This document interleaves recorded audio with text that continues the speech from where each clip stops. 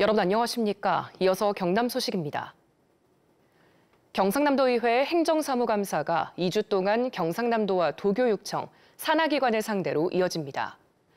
국회에는 국정감사, 지방의회는 행정사무감사인데 최근 도정과 교육 현안의 해법까지 찾을지 주목됩니다. 천연수 기자입니다. 올해 경남도의회 행정사무감사 첫 순서는 경남농업기술원의 이전 문제입니다. 10년이 지나도록 착공하지 못해 진주시 조전동과 이전 대상지인 이반석면 주민에게 피해를 준다는 지적이 나왔습니다. 교육 분야에서는 1,700억 원을 들인 초중고생 스마트 단말기 논란이 이어졌습니다. 온라인 인공지능 수업 도구인 아이톡톡은 개발에만 170억, 앞으로 100억 원이 더 들게 돼 이번 행감에서도 쟁점이 될 전망입니다. 교육청에서는 학생들에게 맞춤형 진로 지도가 가능하다고 홍보하고 있지만 과연 그만큼의 효용 가치가 있는지 따져봐야 할 시점으로 생각됩니다. 경남교육청은 성과를 만들어가는 중이라며 해명에 나섰습니다. 교육부도 우리 뒤를 다급하게 따라오고 있는 이런 상황에서 앞서 나가는 사람한테 자꾸 이래 뒷다리를 거니까. 부산, 진해, 광양만권 2개 경제자유구역에서 개발이 더디다는 지적도 나왔습니다. 기반시설과 지구 개발에서 미완성인 사업 대부분이 경남구역이라는 것입니다. 부산은 1차 계획한 것이 거의 사업이 끝나가고 있고 경남은 아직도 하나 제대로 사업이 완료된 게 거의 없는 상황.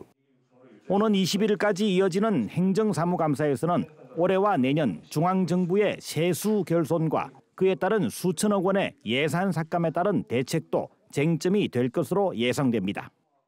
지방의회가 왜 필요하냐는 비판까지 나오고 있는 상황에서 지방의회는 1년에 한 번인 행정사무감사를 통해 도민에게 중요한 역할을 하고 있음을 증명해야 합니다.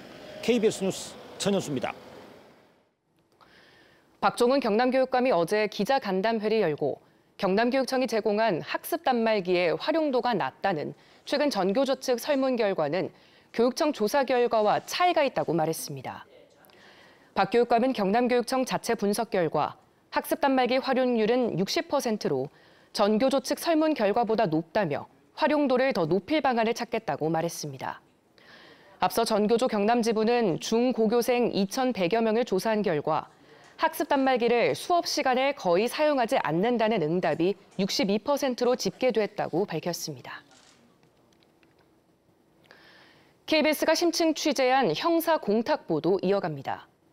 지난해 12월부터 형사사건의 피고인들이 피해자의 동의가 없어도 법원에 일정 금액을 맡기는 형사공탁 특례가 도입됐는데요. 문제는 재판 선고 직전 피해자도 모르는 기습공탁이 가능해졌다는 겁니다.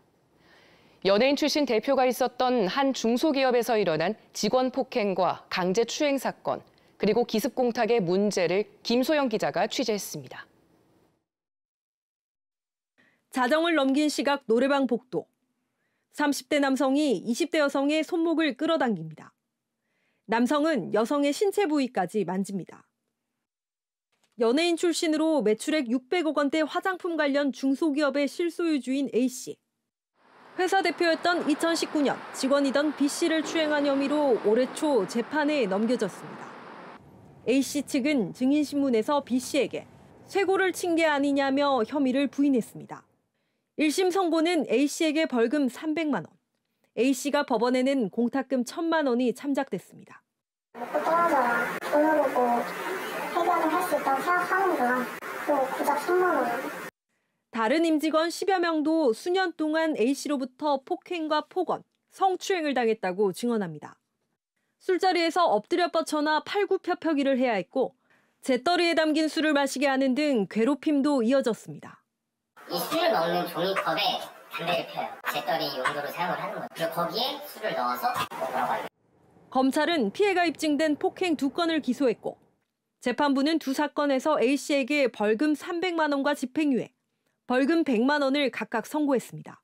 이번에도 A씨가 법원에는 각각 1,000만 원과 500만 원이라는 공탁금이 유리하게 참작됐습니다.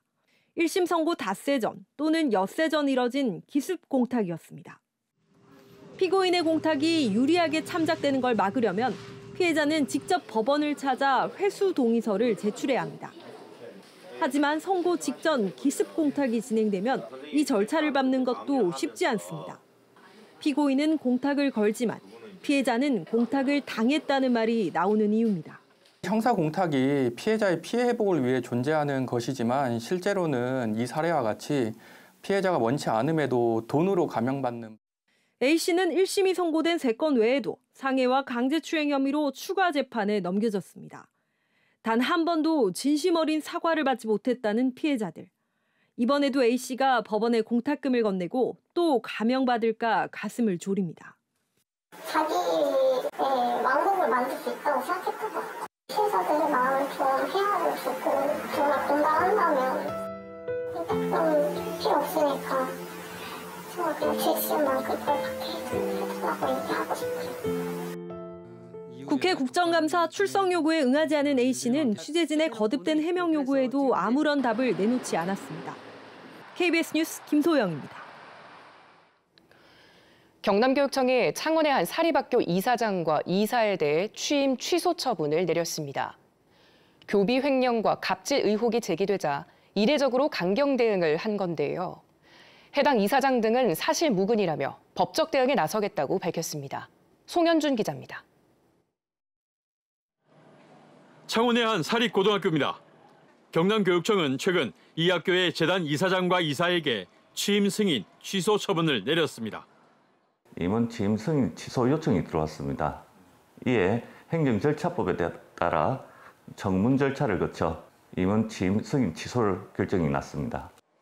학교 운동장 임차료 등 법인 회계에서 납부해야 하는 돈을 학교 회계로 처리해 6,100만 원을 횡령한 혐의가 주된 이유입니다. 또 이사장이 학교 운영 과정에서 교장의 권한을 침해했고 교원 임용 시험 부당 운영과 이사장 가족인 전 행정실장에 대한 교육청의 징계 요구를 무시한 점도 처분 사유입니다. 이 사립학교 이사장과 이사는 기간제 교사 채용에 부당하게 개입하고 교사들에게 부당한 업무 지시도 내린 것으로 교육청 조사 결과 드러났습니다. 이에 대해 해당 이사장은 교육청 조사 결과가 사실무근이며 횡령 문제도 과거 교육청 감사에서 문제가 없는 것으로 드러났다며 처분 취소를 요구하는 소송을 제기할 것이라고 밝혔습니다. 도의회 행정사무감사에서도 부실한 사학관리가 도마 위에 올랐습니다. 이사장이 직위가 해제되고 이런 것 정도 기본적인 거 지금 3일이 지났는데도 모른다 하면 말이 되겠습니까? 문제가 있었다는 내용만 알고 있기 때문에 실제로는 답변이 좀 하기가 어렵습니다. 경남교육청은 공석이 된 사학재단의 이사장과 이사를 새로 선임하도록 지도할 방침이라고 밝혔습니다. KBS 뉴스 송현준입니다. 최근 확산하는 럼피스킨과 같이 가축 전염병이 발생하면 해당 농가에서는 가축을 모두 매몰 처분해야 합니다. 하지만 이런 방식은 악취나 침출수 등 2차 문제가 발생할 수 있는데요. 미생물을 활용해 가축 폐사체를 유기물로 완전히 분해하는 방식이 개발돼 관심을 끌고 있습니다. 배수영 기자가 보도합니다. 경남에서 처음 소 럼피스킨이 확진된 농가입니다. 키우던 한우는 전염병 확산 방지를 위해 모두 매몰 처리됐습니다. 구제역 등 가축 전염병이 발생할 때마다 이런 방식으로 동물 사체를 처리합니다. 하지만 이런 방식은 악취나 침출수 등 2차 오염 문제가 발생할 수 있습니다. 미생물을 활용해 50도 이상의 고온 상태에서 유기물을 분해하는 기계입니다. 가축 사체를 투입하면 24시간 안에 물과 퇴비로 바뀌는 방식입니다. 국내 한 기업이 개발한 이 기계는 유기물 분해 과정에서 깨끗한 물 이외에 다른 오염 물질이 없다는 것을 인정받았습니다. 저희들의 특화된 미생물 같은 경우에는 약 2시간 정도의 물로 분해시키고 24시간 안에 이걸 완전 소멸 그리고 없앨 수 있는 새 기술이 보급되면 축산 농가와 축산물 처리 시설 운영에도 도움이 될 전망입니다.